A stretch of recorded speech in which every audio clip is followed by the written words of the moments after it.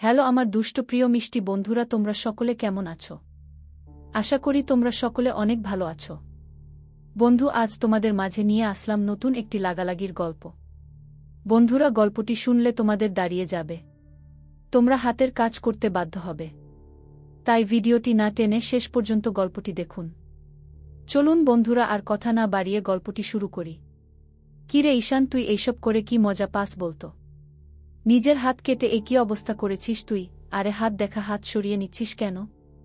ঈশান drinks করে এদিক সেদিক টাল সামলাতে না পেরে পড়ে যাচ্ছে। রাসেল তাকে টেনে সোজা করে দাঁড় করায়, কিন্তু তাতেও কাজ হচ্ছে না।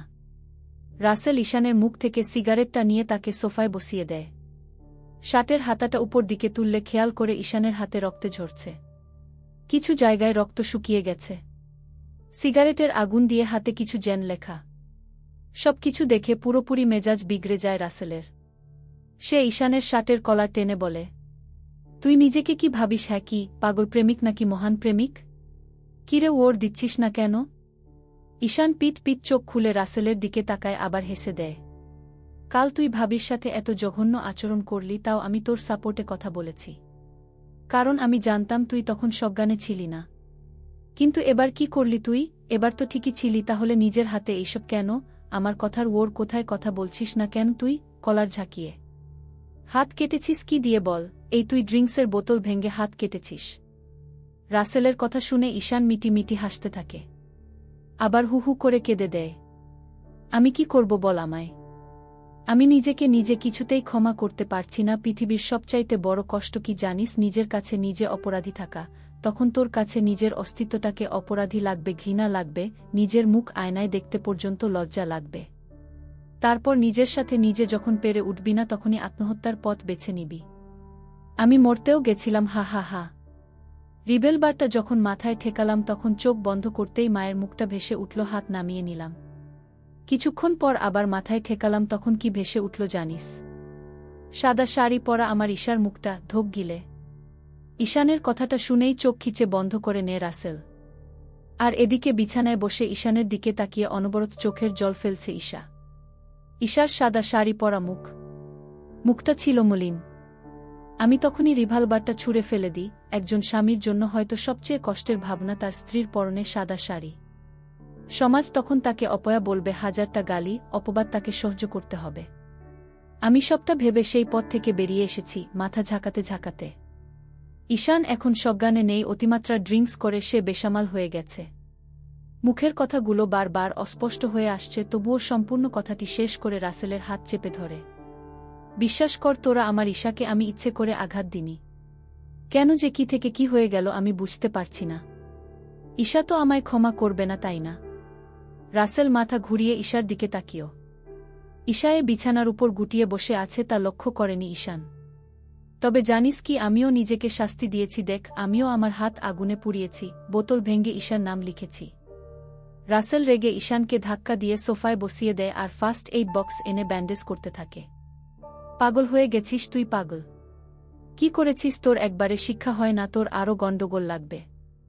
মনে রাখিস, আর যদি তোকে আমি এইরকম করতে দেখেছি, তবে আমি নিজেই তোকে ছেড়ে চলে যাব। ব্যান্ডেজ করতে করতে ঈশান চোখ বন্ধ করে নেয়।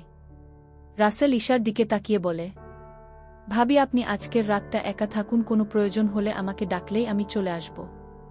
ঈশানকে নিয়ে পাশের রুমে যাচ্ছি। আপনার রেস্ট প্রয়োজন, রেস্ট নিন। আরেকটা কথা, এই ভিডিওটি দেখুন, আশা করি সব ক্লিয়ার হয়ে যাবেন। মোবাইল এগিয়ে দিয়ে ঈশা ভিডিওটা প্লে করে যেন আকাশ থেকে পড়ে। লিমন নাইট ক্লাবে ড্রিঙ্কস করে মেয়েদের সাথে বাজে ভাবে নাচ করছে। একের পর এক আসতে থাকে বাজে সিন। এইসব দেখে ঈশা মোবাইল বন্ধ করে ছুঁড়ে ফেলে দেয়। তার মাথা ধরে আসছে, সে না জেনে একটা অন্ধকার জগতে পাড়ি জমাতো প্রস্তুতি নিয়েছিল। এভাবে কেটে যায় আরও এক সপ্তাহ। বদলে গেছে ঈশান আর ঈশার সম্পর্ক। ঈশান এখন আর ঈশা ঈশা বলে পাগলামি করে না। ঈশার দিকে চোখ তুলেও তাকায় না। প্রয়োজন ছাড়া কোনো কথা বলে না। কিন্তু ঈশা চাতক পাখির মতো ঈশানের দিকে তাকিয়ে থাকে। এই এক সপ্তাহ সম্পূর্ণ ঈশান ঈশার যত্নে বিভোর ছিল। এখন ঈশা একদম সুস্থ। 2 হাতে লেখা ঈশান নামটি ঈশার হাতে বেশ স্পষ্ট দেখা যাচ্ছে। ঈশান মাঝে মাঝেই আড়ালে গিয়ে কাঁদে। নিজের ভুলের জন্য সে সত্যি অনুতপ্ত। কেন এমনটা করল? এতটা আঘাত দেওয়া ঈশাকে কিছুতেই উচিত হয়নি। ঈশান ঈশার পাশে দাঁড়িয়ে আছে ওষুধ হাতে। ঈশা, ওষুধটা নাও। সে চুপচাপ ওষুধটা মুখে পুরে নেয়। তুমি এখন কোথায় যাবে ঈশা? মানে অবাক হয়ে। আমি ভেবে দেখেছি ঈশা, তুমি তো আমায় ভালোবাসো না। শুধু আমার কাছে থেকে কষ্ট ছাড়া আর কিছুই পাচ্ছ না। কথাটি আমার আগেই ভাবা উচিত ছিল। কিন্তু আমি তোমার সাথে এত বড় একটা জঘন্য আচরণ করে ফেলেছি, তার হয়তো ক্ষমা নেই।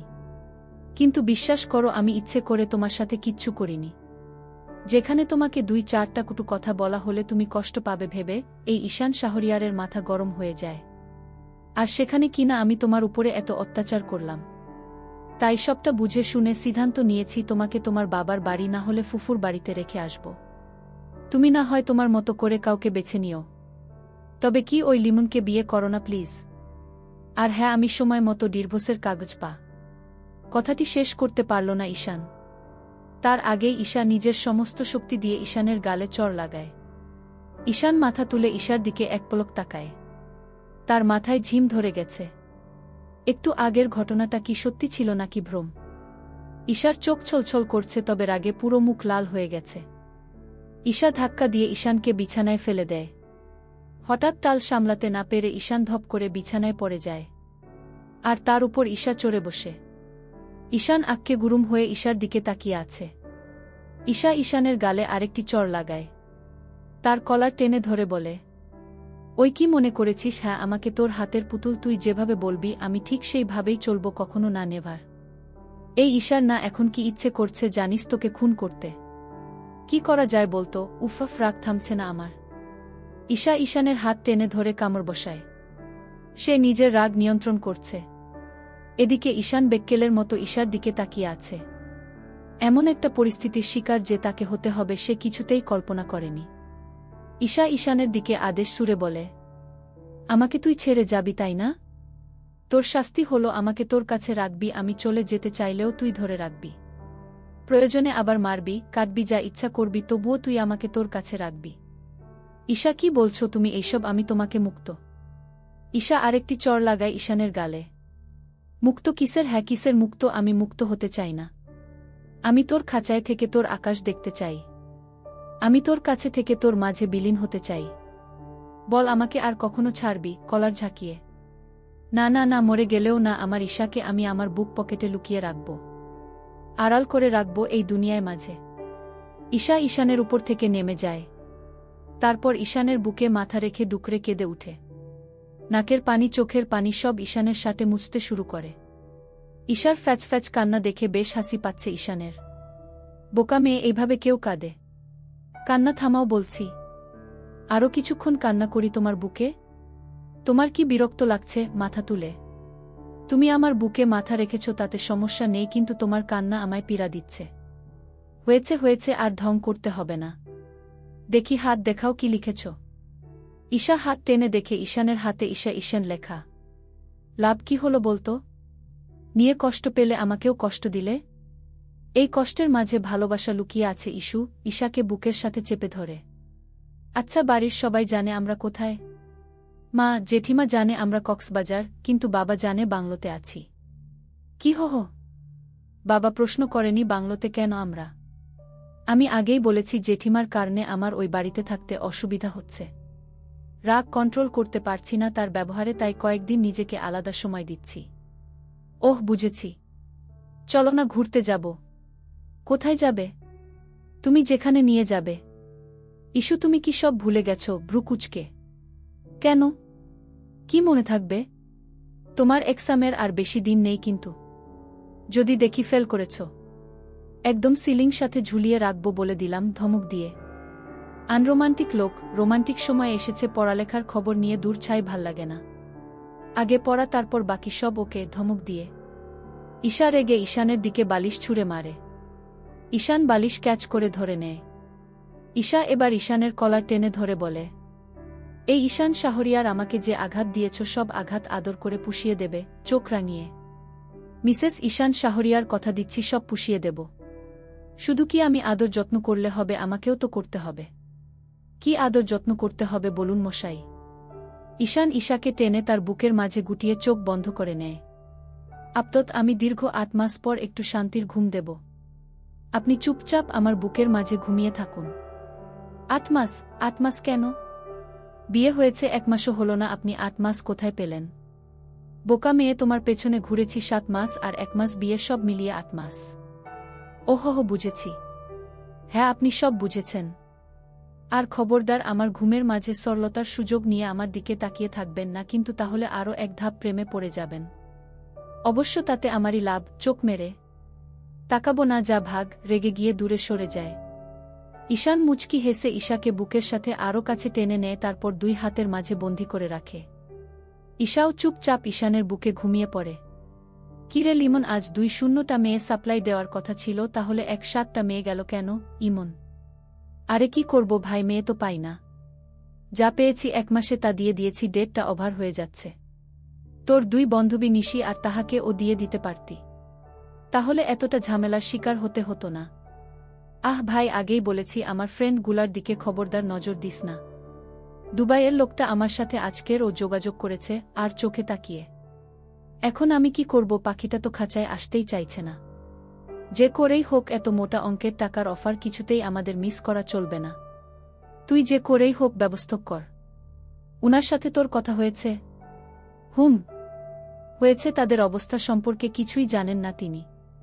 কাল বেশ কয়েকবার কল করেছি, বাট রিসিভ করেননি। তাই তুই ওই বাড়িতে গিয়েছিলি? ভ্রুকুচকে লিমন কথা শেষ না করতেই প্রশ্নটি ছুড়ে দেয় ইমন। হ্যাঁ ভাই, গিয়েছিলাম। লিমনের কথা শুনেই মদের গ্লাসটি ছুঁড়ে ফেলে দেয় ইমন।